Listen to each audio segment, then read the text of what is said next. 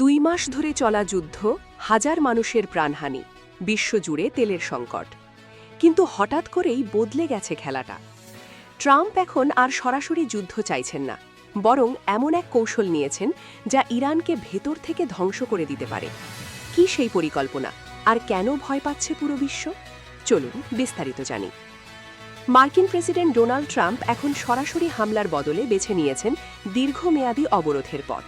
তার নির্দেশ, ইরানের তেল রপ্তানি বন্ধ করতে হবে, বন্দরগুলোতে জাহাজ চলাচল আটকে দিতে হবে এবং অর্থনীতিকে এমন চাপে ফেলতে হবে যাতে ইরান নিজেই আলোচনায় বসতে বাধ্য হয়।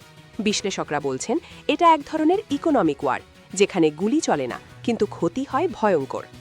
অন্যদিকে ইরানের অবস্থান একেবারেই স্পষ্ট। তারা বলছে আগে যুদ্ধ বন্ধ, তারপর অবরোধ তুলে নিতে হবে, এরপরেই কেবল পারমাণবিক আলোচনা সম্ভব।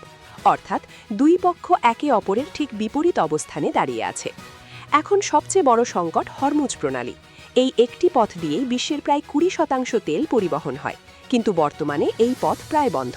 ফলে তেলের দাম আকাশ ছোঁয়া, বিশ্ব অর্থনীতি ঝুঁকিতে, আর বড় শক্তিগুলো উদ্বিগ্ন।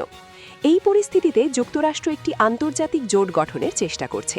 লক্ষ্য একটাই, যে কোনো মূল্যে হরমুজ খুলে দেওয়া। কিন্তু ইরান ইতিমধ্যেই হুঁশিয়ারি দিয়েছে, তাদের ওপর চাপ বাড়ালে তারা আরও কঠোর পদক্ষেপ নেবে। এদিকে রাশিয়ার প্রেসিডেন্ট ভ্লাদিমির পুতিন ট্রাম্পকে সরাসরি সতর্ক করেছেন, ইরানে আবার হামলা হলে এর পরিণতি হবে ভয়ঙ্কর। শুধু মধ্যপ্রাচ্য নয়, পুরো বিশ্ব জড়িয়ে পড়তে পারে এই সংঘাতে। সবচেয়ে চমকপ্রদ বিষয় হল, ট্রাম্প এখন নাকি বিবেচনা করছেন একতরফাভাবে বিজয় ঘোষণা করে যুদ্ধ শেষ করার। কিন্তু এতে বড় ঝুঁকি আছে। ইরান এটাকে নিজের বিজয় হিসেবে দেখবে এবং ভবিষ্যতে আরও শক্তিশালী হয়ে উঠতে পারে।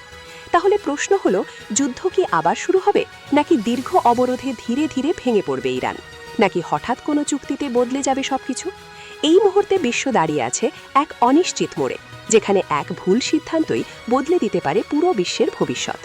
ভিডিওটি ভালো লাগলে লাইক দিন, চ্যানেলটি সাবস্ক্রাইব করুন, আর কমেন্টে জানাতে ভুলবেন না আপনার মতে কি হতে যাচ্ছে সামনে। ধন্যবাদ।